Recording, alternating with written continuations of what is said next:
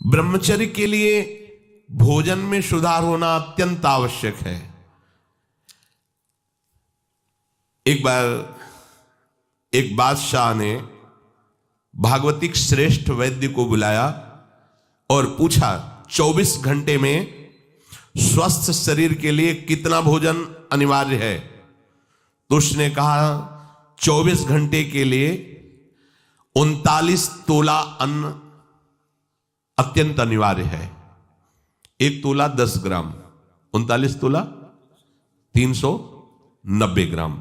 24 घंटे में आपके अंदर अन्न 390 ग्राम जाना चाहिए। इसके बाद उन्होंने कहा कि इतने से क्या होगा? तो हकीम बोला कि शरीर पोषण के लिए इससे ज्यादा की आवश्यकता नहीं है। इसके अलावा जो ज्यादा खाया जाता है वो आंतों को बोझा देता है, ब्रह्मचर्य की हानि करता है, भजन में प्रमाद करता है और उम्र को नष्ट करता है, समय को नष्ट करता है। कितना? 390 ग्राम 24 घंटे में, मतलब 2 रोटी 1 कटोरी दाल बस, या आधा कटोरी दाल आधा कटोरी सब्जी। ये स्वस्थ शरीर के लिए चाहिए, ये कोई साधु का आहार नहीं, ये स्वस्थ शरीर के लिए। बादशाह को उत्तर दिया उस भागवतिक वैद्य ने कि 39 तोला अन्न की केवल आवश्यकता है। देखो इस पे विचार करो भाई। 390 ग्राम 24 घंटे में अन्न जाना चाहिए। इसके बाद थोड़ा दूध हो गया, थोड़ा पानी हो गया। 390 ग्राम मतलब 400 ग्राम भी पूरा नहीं, 24 घंटे में, दिन रात में। और इससे शरीर स्वस्थ रहेगा और आपकी आध्यात्मिक शक्ति बढ़ेगी। वे तो हम बार बार सत्संग में कहते हैं ज्यादा भोजन जो है ये ठीक नहीं है और उचित भोजन लीजिए।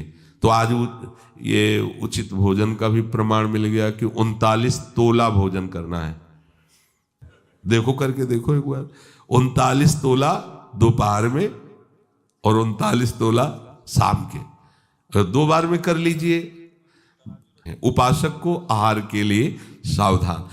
इसके अलावा जो कुछ खाया जाता है वो सिर्फ हाथों को बोझा ढोने का काम दिया जाता है। 2 बार में संभल करके बुद्धिमान भाग्यवान उपासक इतने अन्न का ही सेवन करता है। 2 बार में 39 तोला की बात कह रहे हैं, 2 बार। बुद्धिमान और भाग्यवान। और महामूर्ख और अभागा वो अधिक भरता है आंतों में। इसमें वाणी जी में लिखा महामूर्ख है वो, क्योंकि बेमतलब बोझा भरे जा रहे। देखो भोजन तुम्हें तार देगा और भोजन तुम्हें मार देगा। तंदुरुस्ती के लिए, स्वस्थता के लिए और भजन के लिए जितना बताया गया उतना ही भोजन करना चाहिए।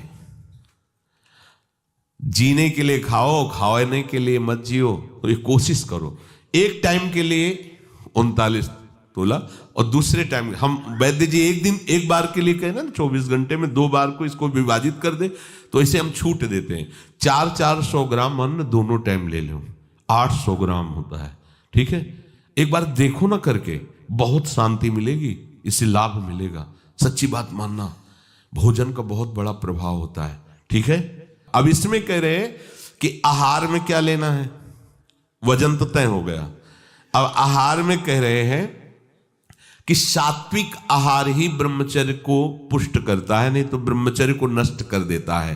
राजसिक और तामसिक आहार ब्रह्मचारी व्रत निर्वाह के लिए नहीं लेना चाहिए।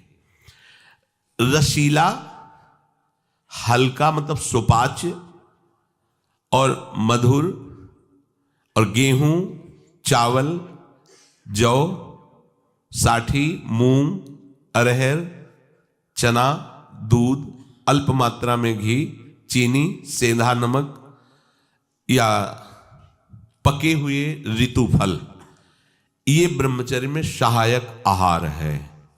समझ लेना। राजसिक आहार गर्मा गर्म धुआं निकलता हुआ नहीं पाना चाहिए, ये हानिकारक होता है। जैसे लोग नहीं थे गर्मा गर्म एकदम ऐसे, वो कितना भी सात्विक अन्न हो वो तामसिक बन जाएगा, उसे नहीं पाना चाहिए। कोई भी साधक ऐसे चाय भी पियो, थोड़ा सा हल्का सा उसका गर्मपन निकल जाए, एकदम धुआं निकलता हुआ नहीं, ऐसा। अब देखिए त्याज्य आहार, जो उपासक को नहीं करना चाहिए। अत्यंत गर्म कढ़ाई से निकला हुआ एकदम पकोड़ा गर्मा गर्म से, ये राक्षसी प्रवृत्ति है, नहीं पाना चाहिए। अच्छा, अपने लोगों को तो गर्मा गर्म भाग्य में नहीं लिखा है, क्यों? क्योंकि पहले प्रियाजू पाएंगे, तो प्रियाजू को गर्मा गर्म थोड़ी लगाएंगे, पहले योग्य उसको बनाओ पाने के, मतलब हल्का सा गर्म रह जाए, फिर श्री जी को भोग लगाओ, 20 मिनट भोग लगाओ, हो गया सब काम। इसके बाद प्रसाद रूप में पालो तो स्वाद वाली बात ही नहीं रह जाएगी, परम स्वाद आ जाएगा, क्योंकि प्रियाजू ने पाया है। अत्यंत उष्ण और लाल मिर्च पर ये एकदम तेल उतरा रहा है सब्जी में, लाल लाल ऊपर नहीं होता जिससे ऐसे, ये ब्रह्मचर्य के लिए हानिकारक है। साधु, साधक, उपासक, चाहे गृहस्थ हो चाहे विरक्त, मत पाना। लाल मिर्च पड़ी हुई और खूब ऑयल दिखाई दे रहा है ऊपर से, नहीं पाना। और अत्यंत नमकीन और अति अधिक मीठा, मीठा सात्विक में ऊपर में वर्णन किया गया है, पर अधिक मीठा। अब पता चला गुलाब जामुन आ गए तो 10, 12, 15 तक कोई बात ही नहीं है, खीर आदि हलवा आदि समेटते चले जा। भैया ये कोई गोदाम थोड़ी है, आते हैं थोड़ा उचित पालो, हो गया। अब 400 वाली बात है तो जो अगर खीर अच्छी लगती है तो सब बंद कर दो, 400 ग्राम खीर पी लो। हलवा अच्छा लगता है तो ठीक है, कुछ मत लो, केवल हलवा ले लो, 400 ग्राम पालो, कोई बात नहीं, बिना औषधि के पच जाएगा, आप देख लेना, बहुत बढ़िया रहेगा। और आप सात्विक रहेंगे, आपका चिंतन बनेगा, नींद नहीं आएगी।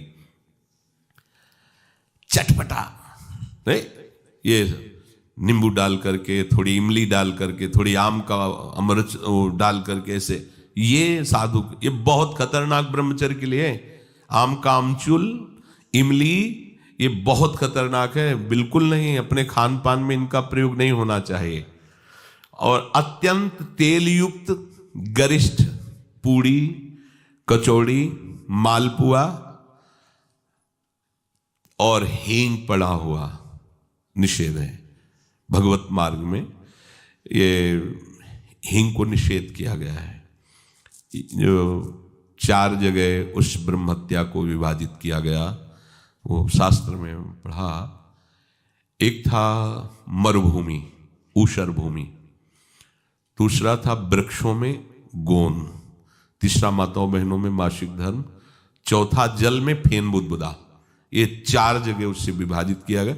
ऐसे ही स्नान के लिए है कि जल में जब जाए तो ऐसे ऊपर की परत को ऐसे हटावे, भले कुछ नहीं, पर उसका सिद्धांत, तब डुबकी लगाए, दोनों हाथ से ऐसे करके फिर डुबकी लगाए। ऊषर भूमि में किसी भी मंगल अनुष्ठान के लिए निषेध किया गया है, और वृक्षों की गोंद परमार्थिक उपासकों के लिए निषेध किया गया है, इसीलिए इसमें हींग को भी निषेध कर रहे हैं। और हींग वैसे ही बहुत गर्म तासीर होती है, अपने को नहीं पाना। प्याज, लहसुन, गाजर, उड़द, मसाला बाजार का बना हुआ जैसे मीट मसाला और सब ऐसे नहीं, ये नहीं। और तमोगुणी में मांस, मछली और आदि आदि, अंडा, शराब, चाय, काफी तमोगुण में रखा है, उसी लाइन में रखा है जिसमें निषेध रखा है। चाय, काफी, डाफी भी कोई होता है क्या? नहीं, काफी तो अलग लिखा है, डाफी अलग लिखा है, तो डाफी तो हम तो जलते ले। फिर लिखा कोकीन, चरस, ये सब तमोगुणी में है। और घोर तमोगुणी, घोर तमोगुणी बासी भोजन नहीं पाना चाहिए। जैसे कल का बना हुआ रखा हुआ है, फिर आजकल चलता है ना कि उसमें बिजली वाली वो एक छोटा सा ऐसे आता है, उसमें ऐसे अंदर रख दो, गर्म हो जाता है। हाँ, ये साधु के लिए नहीं है तो उपवास कर लो, बढ़िया है। जब मिले तो ताजा भोजन, जो ताजा का मतलब कल परसों का, ऐसा नहीं कर पाना। इसीलिए जैसे ब्रेड आदि हैं, ये आपकी उपासना में सहयोग नहीं देंगे, ये तमोगुण पैदा है। ये अत्यंत तामसिक आहार के अंतर्गत आते हैं। कई दिनों का बना हुआ, ये बाजार में जैसे कि ले आए आप, उनको तल के ऐसे, ये सब ठीक नहीं। चाउमीन, वो क्या कहते हैं, सेमई जैसा, ये सब बिल्कुल ठीक नहीं है। ये क्या चल रहा है यार? अरे आटा लगाओ, 4 रोटी बनाओ, श्री जी को भोग लगाओ, पाओ, पेट भरो, भजन करना है। चंचलता, काम, क्रोध, लालच और पापाचरण से युक्त बना देने वाला ये तमोगुणी आहार बिल्कुल नहीं करना चाहिए। जो ब्रह्मचर्य व्रत में रहना चाहता हो उसको सावधान रहना चाहिए कि बासी, बाल पड़ा हुआ, मक्खी पड़ा हुआ, ये भोजन सब अत्यंत तमोगुण के अंतर्गत आता है।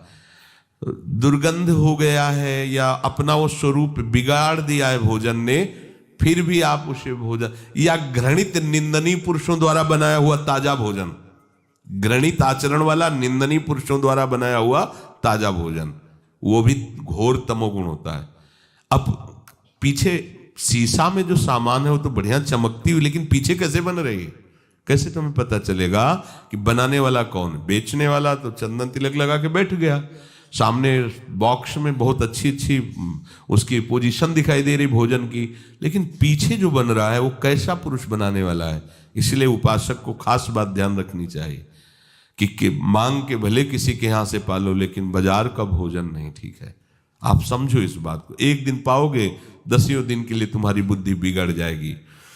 तामसिक आहार राक्षसी बुद्धि पैदा करता है, राक्षसी बुद्धि। ऐसा रोगी, दुखी, बुद्धिहीन, क्रोधी, लालची, आलसी, दरिद्र स्वभाव, अधर्मी, पापाचरण, अल्पायु हो जाता है जो ये तामसिक भोजन करता है। तामसिक भोजन में एक बात फिर सुन लीजिए, बोले हींग, प्याज, लहसुन और मीट मसाला, मांस, मछली, अंडा, शराब, चाय, कॉफी, कोकीन, चरस, बासी आहार, रसहीन, गला हुआ, दुर्गंधित और घृणित निंदनीय पुरुषों द्वारा बनाया हुआ ऐसा भोजन तामसिक है।